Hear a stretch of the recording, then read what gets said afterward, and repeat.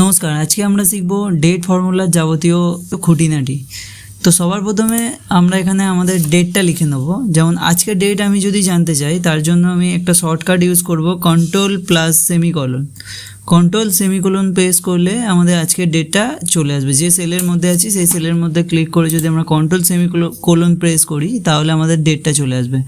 Time এখন কটা বাজে সেটা জানার জন্য আমরা কি করব, shift plus control plus semicolon press করলে আমাদের কাছে টাইমটা চলে আসবে। এবারে আমার কাছে এখানে একটা ডেট চলে এসছে।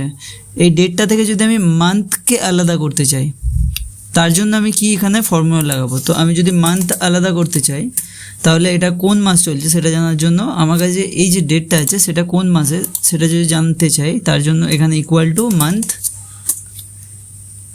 মান্থ দেওয়ার পরে আমি এটাকে সিলেক্ট করব, তারপরে ব্র্যাকেট ক্লোজ করে এন্টার করে দেবো। তাহলে এখানে দেখা যাবে মান্থ আমাদের 7th মান্থ চলছে। এবার যদি আমি ডে জানতে চাই, ডে জানার জন্য same equal to day formula use করবো, ইকুয়াল টু ডে, তারপরে ব্র্যাকেট শুরু করব।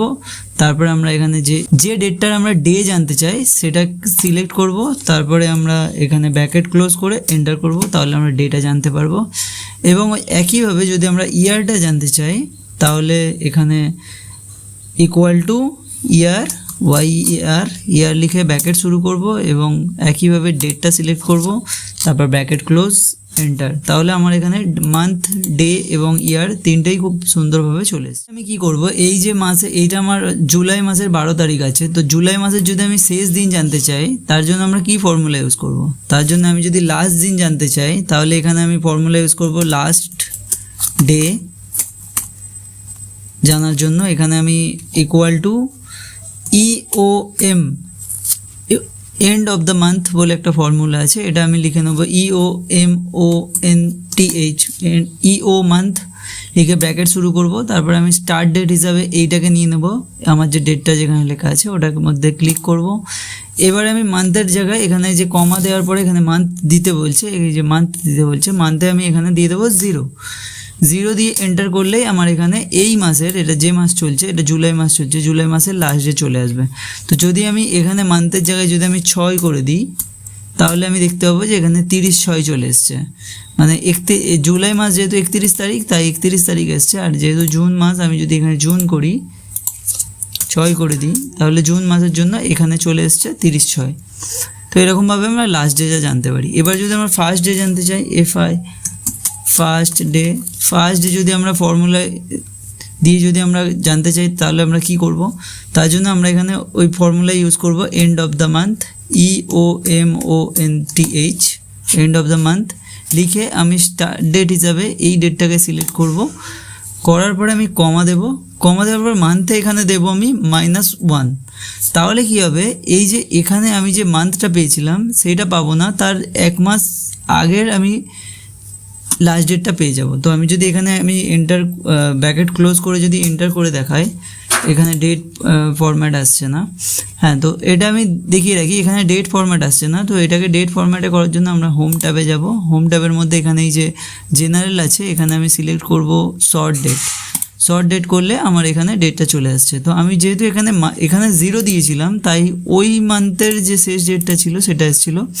আর আমি যেহেতু ফার্স্ট ডেট জানতে চাই, তার জন্য আমি এখানে একবার করে দেখাচ্ছি। এটা হচ্ছে আগের মাসের লাস্ট ডেট, মানে এটা মে মাসের লাস্ট ডেট। তো তার সাথে আমি কি করব, একদিন অ্যাড করে দেবো, +1 অ্যাড করলেই আমার এখানে ডেটটা চলে আসবে। এই মাসের ফার্স্ট ডে আমার এখানে চলে আসছে। তো ফার্স্ট ডেটা তো আমরা জেনে গেলাম। এবারে যদি আমরা উইকডে জানতে চাই, উইকডে এটা কোন দিন আছে, এই ডেটটা কোন দিন আছে, মানডে, টিউসডে না থার্সডে। তো সেটার জন্য আমরা এখানে ডে লিখে দেবো, ডে টেক্সট।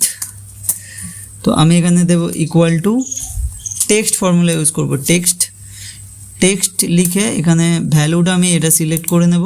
এরপর আমি দেবো কমা, আর টেক্সটের জন্য আমি এখানে ইনভার্টেড কমা, এখানে যে ফরম্যাটেড টেক্সট লেখাটা আছে, ফরম্যাটেড টেক্সট, এটার জন্য আমি ইনভার্টেড কমার মধ্যে লিখে দেবো।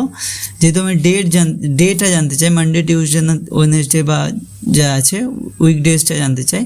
তো সেই জন্য আমি কী করবো, এখানে ডি দিয়ে ইনভার্টেড কমা শেষ করব এবং ব্র্যাকেট ক্লোজ করে এন্টার করে দেবো। তাহলে এখানে দেখতে পাচ্ছি আমরা এখানে ফ্রাইডে দেখাচ্ছে। 12/6 এখানে যে ডেটটা আছে সেটা আমাদের ফ্রাইডে আছে। তো এইভাবে আমরা উইকডেজটাও জানতে পারি। পরের টিপসটা দেখানোর জন্য আমাদের কাছে এরকম দুটো ডেটা আছে, একটাতে এরকম স্ল্যাশ লাগানো আছে ডেটের মাঝখানে, আর একটাতে এরকম ডট লাগানো আছে। তো অ্যাকচুয়াল ডেট ফরম্যাট আমাদের এইরকম। তো এটাকে যদি আমরা ডেট ফরম্যাটে আনতে চাই তাহলে আমরা কিভাবে ডেট ফরম্যাটে আনবো? এটাকে ডেট ফরম্যাটে আনার জন্য যেখানে ডেটাটা আছে সেই ডেটাটাকে আমি সিলেক্ট করে নিয়েছি। এবারে আমি প্রেস করব Ctrl+H। এখানে ফাইন্ড হোয়াটের জায়গায় আমি স্ল্যাশ দিয়ে দেবো। এবারে রিপ্লেস উইথের জায়গায় আমি এখানে হাইফেন দিয়ে দেবো, দিয়ে রিপ্লেস অল করে দেবো। দিলে আমাদের ডেট ফরম্যাটটা যেমন হওয়ার দরকার তেমন হয়ে গেছে।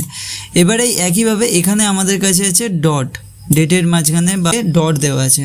তো এই ডটটাকে সরিয়ে যদি আমরা হাইফেন করতে চাই, ওই একইভাবে আমি এই ডেটাটাকে সিলেক্ট করে নেব এবং এখানে আমি প্রেস করব Ctrl+H।